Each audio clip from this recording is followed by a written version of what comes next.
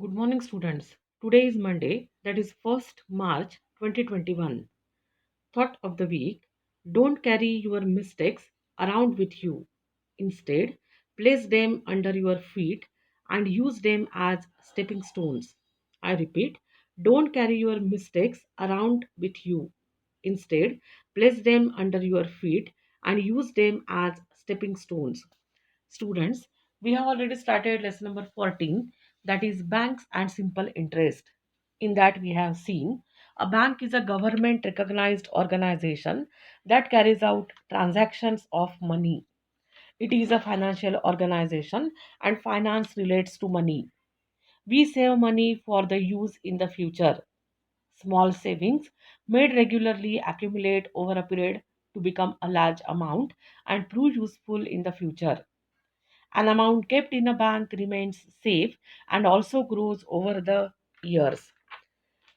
Then, students, we have seen what is bank accounts. To use banking services, one has to open an account in a bank, that is called as bank account. We need the following certain documents or papers to open a new bank account.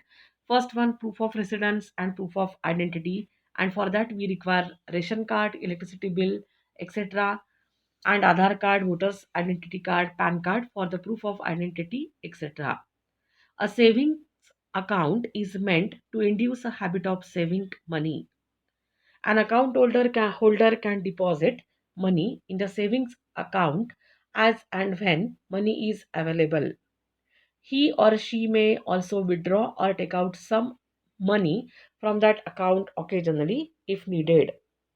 Bank gives an interest of 4% to 6% on the money in the savings account. The customer gets facilities like a passbook, checkbook, ATM card, mobile banking, SMS banking, internet banking, etc. to operate the account. We have to fill in certain printed slips to deposit money in an account or to withdraw it. Every bank has its own different forms, but the information to be given in it is the same. There is another kind of bank account also, which is called as current account. In this account, money can be withdrawn from this account any number of times, but one does not get any interest on the amount in this account. To get more interest, we have to keep a fixed amount in a bank for a longer period of time. We can avail of facilities like the fixed deposit, that is FD, or recurring deposit, RD schemes for that purpose. Now, students, let's continue. Let's see what is calculation of interest. Account holders of a bank are paid some amounts for keeping their money in the bank. I repeat, account holders of a bank are paid some amounts for keeping their money in the bank.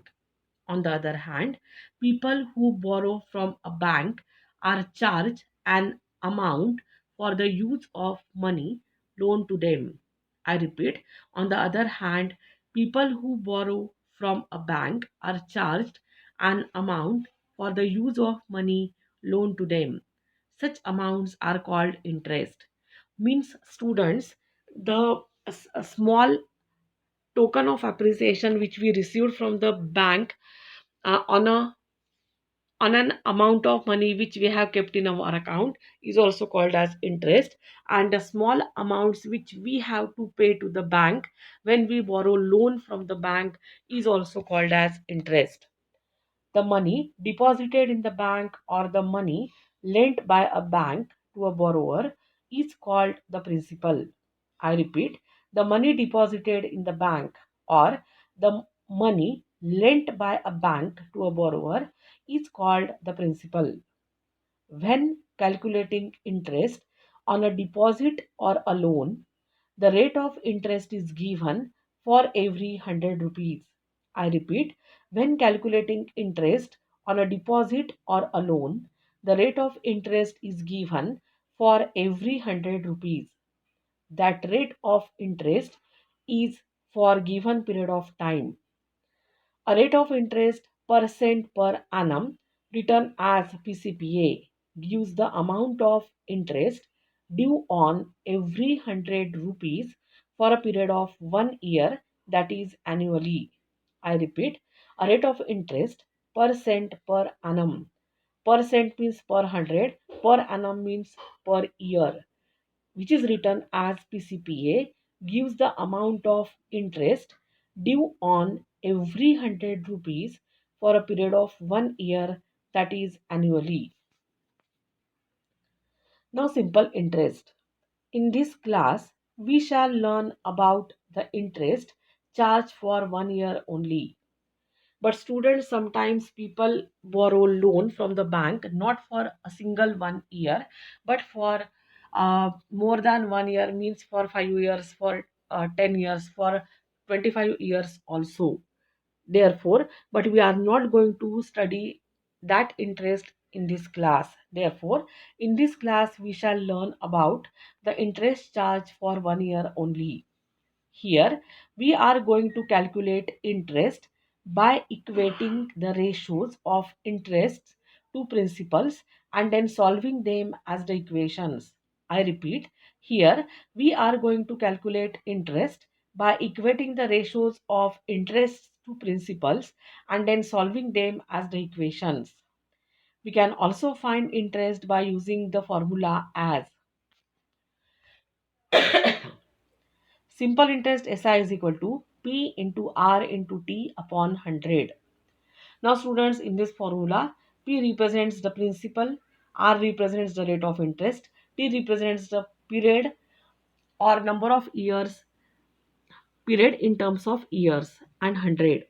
This formula we are going to learn next year.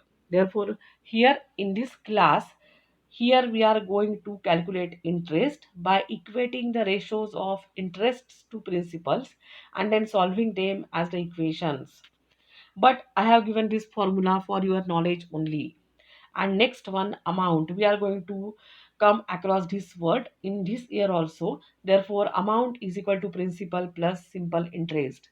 After calculation of simple interest, when we add this simple interest to the principal, we get the actual amount which either we have to repay to the bank or bank is going to give us. Now students, some solved example from your book.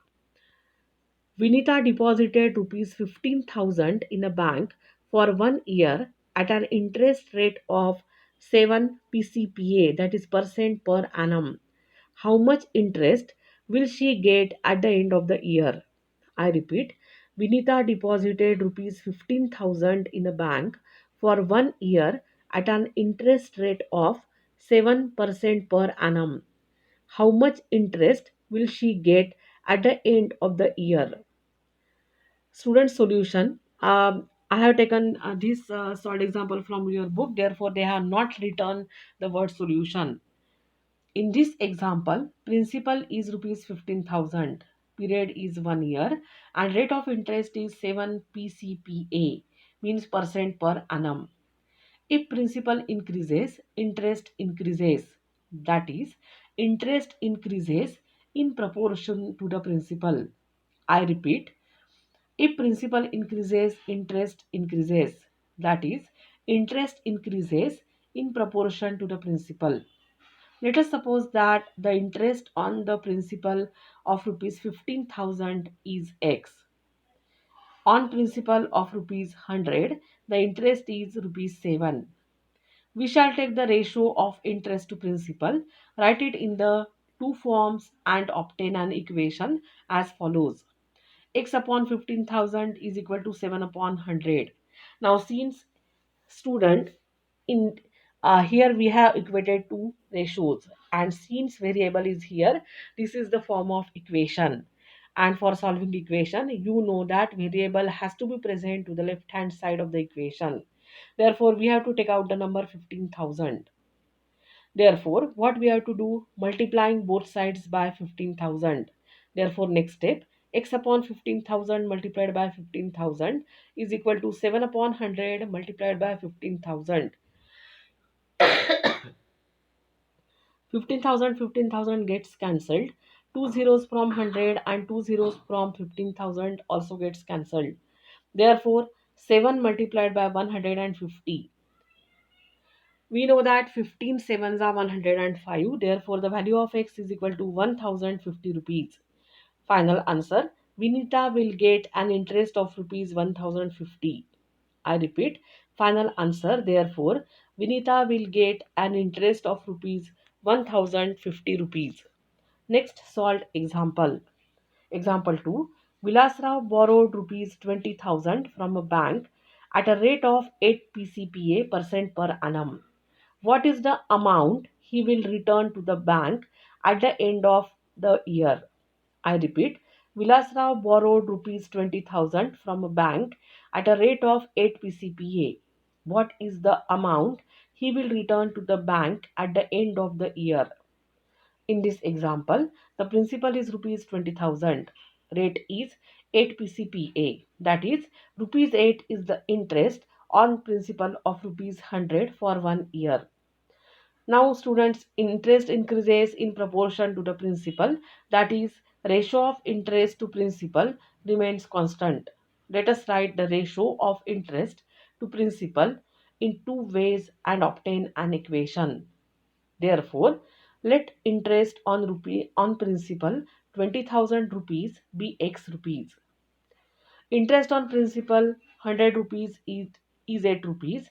Therefore, the two ratios of interest to principal are x upon 20,000 is equal to 8 upon 100. Now, as this is the equation form, as variable is present, therefore we have to cut 20,000 from left hand side.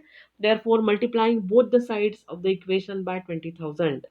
Therefore, x upon 20,000 multiplied by 20,000 is equal to 8 upon 100 multiplied by 20,000. 20,000, 22,000 from left hand side gets cancelled, and two zeros from 100 and two zeros from 20,000 also gets cancelled. Now 200 multiplied by 8 gives us an answer is x is equal to 1600. Now students, this value of x gives us the simple interest on rupees 20,000. Therefore, amount to be returned to the bank is equal to principal plus interest. Therefore, 20,000 plus 1600 is equal to 21,600 rupees.